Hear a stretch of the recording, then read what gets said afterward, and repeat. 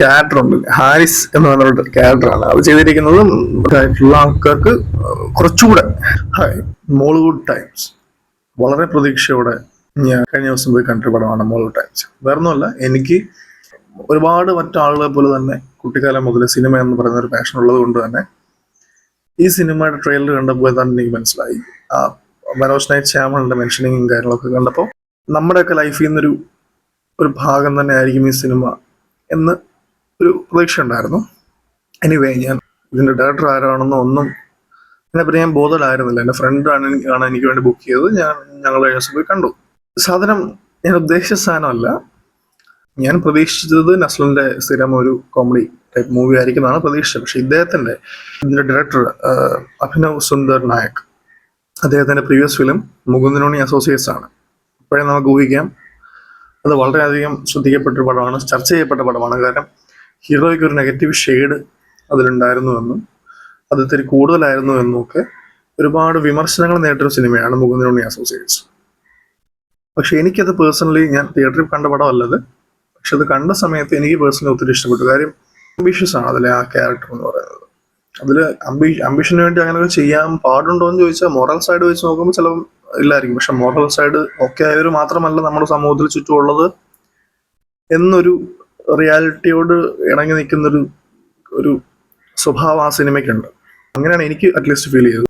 ഇതിൽ വന്നു കഴിഞ്ഞാൽ ഇതിൽ നമ്മൾ ട്രെയിലറിൽ കാണുമ്പോൾ നമുക്ക് പ്രതീക്ഷിക്കുന്ന പോലെ തന്നെ കുട്ടിക്കാലം മുതലേ ഒരു ഫിലിം പാഷനേറ്റ് ആയിട്ടുള്ള ഒരാളാണ് നസ്ലൻ. പക്ഷെ പടം സ്റ്റാർട്ട് ചെയ്യുന്നത് നസ്ലിനെ വെച്ചുകൊണ്ടല്ല, വേറൊരു ക്യാരക്ടറിനെ വെച്ചിട്ടുകൊണ്ടാണ്. പക്ഷെ ആ സ്റ്റാർട്ട് ചെയ്യുമ്പോൾ നസ്ലിന്റെ ഭാഗത്തേക്ക് വരുമ്പോഴും ഈ സ്റ്റാർട്ടിങ് സമയത്ത് ഒരു പരിധി വരെ ഇവരുടെ കുട്ടിക്കാലമാണ് കാണിക്കുന്നത്. ഈ കുട്ടിക്കാലമായിട്ട് ചെയ്ത് വെച്ചേക്കുന്ന ആക്ടേഴ്സ് എന്ന് പറഞ്ഞാൽ, ആ കുട്ടികൾ എന്ന് പറഞ്ഞാൽ ഒരു രക്ഷയില്ല. നല്ല എല്ലാവരും ഒന്ന് കെട്ടൊക്കെ നിന്ന് അഭിനയിച്ചിട്ടുണ്ട്. നല്ല പെർഫോമൻസ്, സിറ്റുവേഷൻ കോമഡീസ് അതിൽ മാക്സിമം ജനറേറ്റ് ചെയ്യാൻ ശ്രമിച്ചിട്ടുണ്ട്. അതിൻ്റെ കൂട്ടത്തിൽ തന്നെ അഭിനവ് സുന്ദർ നായകിന്റെ ഒരു സ്റ്റൈൽ ഓഫ് നറേഷൻ ഉണ്ടല്ലോ, നമ്മൾ മുകുന്ദനോണി അസോസിയേറ്റ്സ് കാണുന്ന പോലെ തന്നെ ഒരു നറേറ്റീവ് സ്റ്റൈലുണ്ട്. അതെനിക്ക് വളരെയധികം ഇഷ്ടപ്പെട്ടിരുന്നു ആ ഫിലിമിൽ. ഇതിലും നറേറ്റീവ് സ്റ്റൈൽ നല്ല രസമായിട്ട് കൊണ്ടുപോയിട്ടുണ്ട്. കൂട്ടത്തിൽ കുറച്ച് കൊമിക്കൽ ഒരു രീതിയിലും അത് കാണിച്ചിട്ടുണ്ട്. എനിക്കത് ഒത്തിരി ഇഷ്ടപ്പെട്ടു. കുറച്ചെങ്കിലും ഒരു ഫിലിം പാഷനേറ്റ് ആയിട്ട് നടന്ന ഒരാൾക്ക് വളരെയധികം ഇതിനകത്ത് റിലേറ്റ് ചെയ്യാനുണ്ട്. സ്വന്തം ലൈഫിന്റെ ഒരു കാലഘട്ടം വളരെ scene to scene, shot to shot അത് നമുക്ക് റിലേറ്റ് ചെയ്യാൻ പറ്റും. അമ്മാതിരി രീതിയിലാണ് എടുത്തു വെച്ചിരിക്കുന്നത്. നല്ല പടം, എനിക്ക് ഒത്തിരി ഇഷ്ടപ്പെട്ടു. പിന്നെ ഫിലിമുമായിട്ട് ബന്ധമില്ലാത്ത ഓഡിയൻസിനെയും ഒട്ടും മുഷിപ്പിക്കാത്ത രീതിയിലാണ് ഇതിന്റെ നറേറ്റീവ് സ്റ്റൈല് പോയിരിക്കുന്നത്. അത് കാണുമ്പോൾ നിങ്ങൾക്ക് മനസ്സിലാവും അതിന്റെ ആ വിഷ്വലൈസ് ചെയ്തിരിക്കുന്ന രീതി വളരെ രസമുണ്ട്. പിന്നെ അദ്ദേഹം മറ്റേതിൽ ഒരു വ്യത്യാസം പറഞ്ഞാൽ മുകുന്ദനോണി അസോസിയേറ്റ്സിൽ കൂടുതലും നെഗറ്റീവ് രീതിയിൽ തന്നെയാണ് പടം ഹാൻഡിൽ ചെയ്യുന്നതെങ്കിൽ ഇതിൽ അത്ര നെഗറ്റിവിറ്റി കുത്തിക്കയറ്റാൻ അദ്ദേഹം ശ്രമിച്ചില്ല. അതല്ലെങ്കിൽ കുറയ്ക്കാൻ അദ്ദേഹം ശ്രമിച്ചു. കുറേയൊക്കെ നെഗറ്റിവിറ്റിയുടെ കൂടെ തന്നെ കുറേയൊക്കെ നെഗറ്റിവിറ്റി എന്ന് പറയാൻ പറ്റില്ല. അത് നെഗറ്റിവിറ്റി പറഞ്ഞാൽ നമ്മുടെ ലീഡ് റോള് നെഗറ്റീവ് അല്ല, അദ്ദേഹത്തിന് സംഭവിക്കുന്ന നെഗറ്റീവായിട്ടുള്ള കാര്യങ്ങൾ, അല്ലെങ്കിൽ നെഗറ്റീവ് ഷെയ്ഡ് നിൽക്കുന്ന ക്യാരക്ടേഴ്സിന്റെ ഭാഗത്ത് നിന്ന് വരുന്ന ആക്ഷൻസ്, അതൊക്കെ അതിൻ്റെയൊക്കെ ഡോസ് കുറച്ച് കുറഞ്ഞിട്ടുണ്ട്. സെയിം ടൈം നസ്ലിന്റെ ഒരു ആ ക്യാരക്ടർ അതായത് സ്വന്തമായിട്ട് മറ്റാരെയും ആശ്രയിക്കാതെ നമ്മുടെ മനഃശക്തി, നമ്മുടെ വിൽ പവർ വെച്ചിട്ട് അത് നമുക്ക് ഫീൽ ചെയ്യും. അത് പക്ഷെ അത്രയും ഡിസിപ്ലിൻ ഞാൻ ഉദ്ദേശിക്കുന്നത് നമ്മുടെ മെന്റൽ ഡിസിപ്ലിൻ ആണ്. ഒരു മനുഷ്യൻ അല്ലെങ്കിൽ ഒരു സ്ട്രോങ് മാൻ എന്ന് വേണ്ട ഒരു ഡിസിപ്ലിൻസ് എന്ന് പറഞ്ഞ ക്യാരക്ടറിനെ ഡെവലപ്പ് ചെയ്യുന്നുണ്ട് ഈവൻച്വലി. ആ ഡെവലപ്മെന്റിന്റെ ഭാഗമായിട്ടാണ് അദ്ദേഹം ആ ഒരു മാറ്റത്തിലേക്ക് വരുന്നത്. അല്ലാതെ ആദ്യം മുതൽ അങ്ങനെയല്ല. ആ ഗ്രാഫ് കൊണ്ടുപോകുന്ന രീതിയും ഒക്കെ വളരെ വളരെ സൂപ്പറായിട്ട് ചെയ്തിട്ടുണ്ട്. പിന്നെ ഓഫ് കോഴ്സ് എല്ലാവരും പറയുന്ന പോലെ ഫിലിം ഫീൽഡിലെ പൊളിറ്റിക്സിനെ പറ്റി പറഞ്ഞു പോകുന്നുണ്ട്, നല്ല രീതിയിൽ പറഞ്ഞു പോകുന്നുണ്ട്. എനിക്ക് ഏറ്റവും ഇഷ്ടപ്പെട്ട കാര്യം, എത്ര പേർ ശ്രദ്ധിച്ചിട്ടുണ്ടാവുമെന്ന് എനിക്കറിയില്ല, ഇതിൽ ബാക്ക്വേർഡ് കമ്മ്യൂണിറ്റിയുടെ ഒരു കാര്യം പറയുന്നുണ്ട്. അപ്പോൾ ഒട്ടുമിക്ക സിനിമകളിലും ബാക്ക്വേർഡ് കമ്മ്യൂണിറ്റിയുടെ ഒരു വളരെ താഴെത്തട്ടിലുള്ള സ്ട്രഗിളും കാര്യങ്ങളൊക്കെയാണ് മെൻഷൻ ചെയ്തിട്ടുള്ളത്. പക്ഷെ ഇതിൽ അധികം ആരും പറഞ്ഞു കേൾക്കാത്തൊരു എനിക്ക് തോന്നിയിട്ടുള്ള, എനിക്ക് മുമ്പും ഫീൽ ചെയ്തിട്ടുള്ള ഈ ഒരു ബാക്ക്വേർഡ് കമ്മ്യൂണിറ്റി ഫേസ് ചെയ്യുന്ന ഒരു സ്ട്രഗിളിന്റെ തലം അത് ഇതിനകത്ത് വളരെ നൈസായിട്ട് പറഞ്ഞു പോകുന്നുണ്ട്.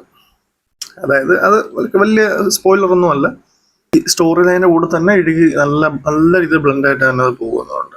അത് ജസ്റ്റ് ഒന്ന് പറഞ്ഞു പോകുന്നു. പക്ഷെ അത് അധികം ആരും പറഞ്ഞു കേട്ടില്ല അത്. പക്ഷെ ഇനിയും കുറച്ചൊക്കെ ഡയലോഗ്സ് പെട്ട സ്പീഡിലാണ് ഈ സാധനം മാറുന്നത്. ഒന്നിനും ഒത്തിരി അങ്ങ് സമയം കൊടുക്കുന്നില്ല. അത് മുകുന്ദനുണ്ണി അസോസിയേഷൻ ഉണ്ടാകുന്ന ഒരു പേസ് ഈ പടത്തിന് ഉണ്ട്. ഇതിന്റെ നറേഷനും ആ ഒരു പേസ് ഉണ്ട്. ആ പേസിൽ പറഞ്ഞു പോയതുകൊണ്ടായിരിക്കാം ചിലപ്പോൾ അത് ശ്രദ്ധിക്കാഞ്ഞത്. പക്ഷെ ഞാനത് നോട്ട് ചെയ്തു. കാര്യം അധികം പറഞ്ഞു കേട്ടിട്ടില്ല. അതായത് അവർ അക്കാഡമിക് ലെവലിലാണെങ്കിലും മറ്റേത് ഫീൽഡിലാണെങ്കിലും ബാക്ക്വേർഡ് കമ്മ്യൂണിറ്റിപ്പെട്ട ഒരാൾ അച്ചീവ്മെന്റ് ആയിട്ട് വന്നാൽ പോലും അതിലൊരു റിസർവേഷൻ, അവർക്ക് ഇന്ന ഒരു സാധനം ഉണ്ടല്ലോ, ഗ്രേസ് മാർക്ക് ഉണ്ട്, അല്ലെങ്കിൽ അതിന്റെ ഒരു അയവുണ്ട്, അതുകൊണ്ടാണ് അവരങ്ങനെ വന്നെന്നുള്ളൊരു സംഭവം അത് വളരെ സെറ്റിലായിട്ടാണ് പറഞ്ഞു പോയി. വിക്ടിം മെന്റാലിറ്റി അല്ല വേണ്ടത്. അങ്ങനെയുള്ളൊരു ലൈഫിൽ സക്സസ്ഫുൾ ആവണമെങ്കിൽ വിക്ടിം മെന്റാലിറ്റി കൊണ്ട് ഒന്നും പറ്റത്തില്ല. അത് മുകുന്ദനുണ്ണി അസോസിയേഷൻ എന്ന പടത്തിൽ നിന്ന് തന്നെ പുള്ളി ആ പടം കൊണ്ട് തന്നെ നല്ല വ്യക്തമായിട്ട് അടിച്ചു പറഞ്ഞു തന്നിട്ടുണ്ട്. ഇത് പക്ഷെ അത്രയും സീരിയസ് ആയിട്ട് പുള്ളി അടിച്ചിട്ടില്ല. പക്ഷെ എന്നാലും കുറച്ചൊക്കെ നിങ്ങളൊന്ന് മനസ്സിലാക്കണം. ലൈഫിൽ ഇങ്ങനെയുള്ള കാര്യങ്ങളൊക്കെ ഉണ്ട്, നെഗറ്റീവായിട്ടുള്ള കാര്യങ്ങളും സിറ്റുവേഷൻസും നമ്മുടെ കൺട്രോളിൽ ഒട്ടും അല്ലാത്ത കാര്യങ്ങളൊക്കെ നമ്മൾ സംഭവിക്കും. അത് സ്വാഭാവികമായിട്ടും ഉണ്ടാകുന്ന ഒരു കാര്യമാണ്. കൂടെ ഉൾപ്പെടുന്നതാണ് ജീവിതം എന്ന് പറയുന്ന ഒരു വലിയ മെസ്സേജ് എനിക്ക് അന്ന് ഫീൽ ചെയ്തു. പുള്ളിയുടെ തന്നെ ഒരു ഫസ്റ്റ് പടത്തിൽ നിന്നും അതുണ്ട്. പക്ഷെ ഫസ്റ്റ് പടത്തിൽ കൂടുതലും ആ നെഗറ്റീവ് സൈഡ് ഉള്ളത് ലീഡ് റോൾ ചെയ്യുന്ന ക്യാരക്ടറിനാണ്. അതുപോലെ ഇത് ക്യാരക്ടർ ഉണ്ട്, ഹാരിസ് എന്ന് പറഞ്ഞൊരു ക്യാരക്ടറാണ്. അത് ചെയ്തിരിക്കുന്നത് നമ്മുടെ മലയാളത്തിലെ പ്രിയപ്പെട്ട നടൻ തന്നെയാണ്, വിനീത് ശ്രീനിവാസൻ. അദ്ദേഹം എനിക്ക് ഒത്തിരി ഇഷ്ടപ്പെട്ടു. പുള്ളി ഫ്രെയിമിൽ വരുമ്പോഴൊക്കെ ഒരു രസമുണ്ട്. അത് വളരെ അടിപൊളിയായിട്ട് ചെയ്തിട്ടുണ്ട്. എല്ലാവരും ഇതിൽ വരുന്നവരും പോകുന്നവരും എല്ലാം നല്ല രീതിയിൽ അഭിനയിച്ചിട്ടുണ്ട്. നല്ല രസമുണ്ട്. നല്ല രീതിയിൽ എടുത്തു വെച്ചിരിക്കുന്ന ഒരു നല്ല സിനിമ. ഒരു എന്റർടൈനറാണ്. എല്ലാവർക്കും ഇഷ്ടപ്പെടും. സിനിമ പാഷനേറ്റ് ആയിട്ടുള്ള ആൾക്കാർക്ക് കുറച്ചുകൂടെ നല്ല രീതിയിൽ ഇഷ്ടപ്പെടും. അത്രയേ ഉള്ളൂ. നല്ല സിനിമ പുറത്താണ്, തിയേറ്ററിൽ തന്നെ കാണാൻ പുറത്തായിട്ടുള്ള പടമാണ്.